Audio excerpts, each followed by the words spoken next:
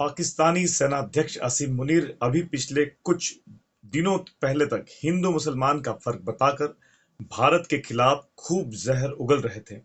हालांकि अब भारत ने पहलगाम आतंकी हमले का बदला लिया तो जनरल आसिम मुनीर कहीं पर भी नजर नहीं आ रहे हैं। जी हां, भारत ने पाकिस्तान से पहलगाम में हुए हिंदुओं के नरसंहार का बदला ले लिया है। भारतीय सेना ने पाकिस्तान के पंजाब प्रांत से लेकर पीओके तक में लश्कर-ए-तैयबा और जैश-ए-मोहम्मद के 9 ठिकानों को पूरी तरह से ध्वस्त कर दिया। भारतीय सेना ने पाकिस्तान पर किए इस स्ट्राइक का नाम ऑपरेशन सिंदूर रखा है। भारत के इस हमले के बाद पूरे पाकिस्तान में खौफ का माहौल है। हालांकि इसमें गौर करने वाली बात यह है कि कुछ दिनों पहले तक भारत को खुलेआम ललकारते हुए युद्धोन्मादी जो बयान थे वो दे रहे थे पाकिस्तान के सेनाध्यक्ष जनरल असीम मुनीर। लेकिन ऑपरेशन सिंदूर के बाद वे कहीं पर भी नजर नहीं आ रहे हैं। असीम मुनीर पाकिस्तान की नाकामी को छिपाने के लिए बीते कुछ हफ्तों से लगातार भारत विरोधी बयानबाजी कर रहे थे। एक प्रेस कॉन्फ्रेंस में उन्होंने हिंदू मुसलमान वाली दलील देते हुए दोनों देशों के बीच के फर्क को बताया। इसके साथ ही ये दावा किया कि उनका देश पाकिस्तान कलमे की बुनियाद पर बना है। इसके बाद तो जनरल मुनीर ने एक बार टैंक पर चढ़कर अपने सैनिकों को संबोधित करते हुए भारत के खिलाफ जंगी नारे भी दिए थे। उन्होंने कहा था कि पाकिस्तान की हर इंच जमीन की हम रक्षा करेंगे और भारत को करारा जवाब देंगे। हालांकि अब जब भारत ने सटीक सैन्य कार्रवाई करते हुए आतंकवादी कैंपों को निशाना बनाया है, तो वही आसिम मुनीर चुप्पी साधे हुए हैं और कहीं भी नजर नहीं आ रहे हैं। दरअसल आसिम मुनीर की चुप्पी की क्या वजह हो सकती है? तो आपको बताऊं कि पाकिस्तान की सेना दशकों से देश की वास्तविक सत्ता की धूरी रही है। उसने हमेशा आतंकवादियों को रणनीतिक संपत्ति के रूप में इस्तेमाल किया है। जैश ए मोहम्मद और लश्कर ए तैयबा जैसे संगठनों को सेना की खुली छत्रछाया मिली हुई है। अब जब भारत ने अंतर्राष्ट्रीय कूटनीति के दायरे में रहकर इन समूह के अड्डों को ध्वस्त किया, तो असीम मुनीर के पास जवाब देने के लिए कोई ठोस जमीन नहीं बची है और असीम मुनीर इसीलिए अब कहीं पर भी नजर नहीं आ रहे हैं। जी हाँ, पाकिस्तान के जो अंदरूनी हालात हैं उसके बारे में जानकार सूत्र बताते हैं कि पाकिस्तान की सेना अब डैमेज कंट्रोल मोड में है। यही वजह है कि पाकिस्तान सेना के प्रवक्ता इतनी तबाही होने के बाद भी ये दिलासा दे रहे हैं कि भारत का कोई फाइटर पाकिस्तान की सीमा में नहीं घुसा और ना ही उसका कोई एयरक्राफ्ट भारतीय सीमा में दाखिल हुआ है। जी हाँ, ये बहुत बड़ी बात है और भारत की सैन्य कार्रवाई के बाद असीम मुनीर की चुप्पी ये साफ इशारा कर रही है कि भारत के ऑपरेशन सिंदूर ने पाकिस्तान को गहरा दर्द दिया है और इस नए भारत के सामने पाकिस्तान की पुरानी जिहाद नीति लड़खड़ाती दिखाई दे रही है।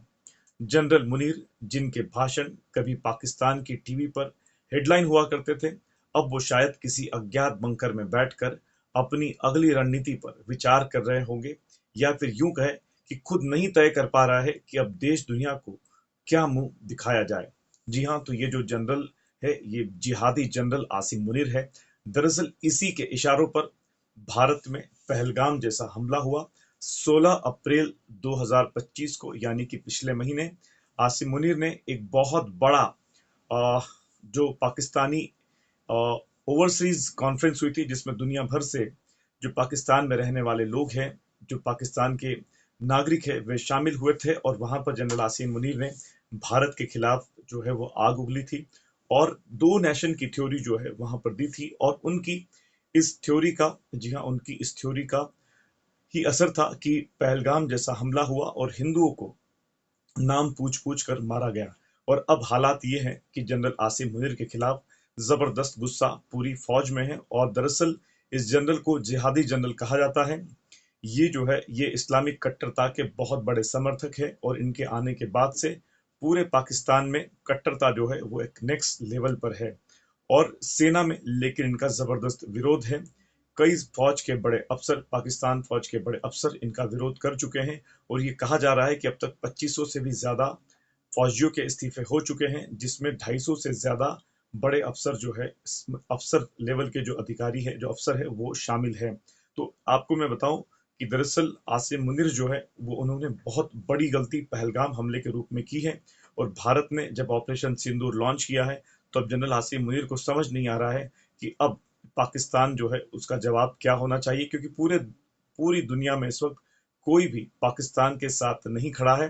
तुर्की ने जरूर अपना एक युद्धपोत भेजा है और चीन ने भी जो है हथियार भेजे हैं, लेकिन खुलकर कोई भी पाकिस्तान के साथ आने के लिए तैयार नहीं है। और यही सबसे बड़ी बात नहीं है। दरअसल जनरल आसिम मुनीर जानते हैं कि अगर कोई भी फुल फ्लेजेड वॉर की स्थिति आती है तो बलूचिस्तान में जो हालात है वो बेहद खराब है। खैबर पख्तूनख्वा तो वहाँ के दो जो मौलाना और इमाम हैं वो खुले तौर पर कह चुके हैं कि वे पाकिस्तानी फौज का विरोध करेंगे।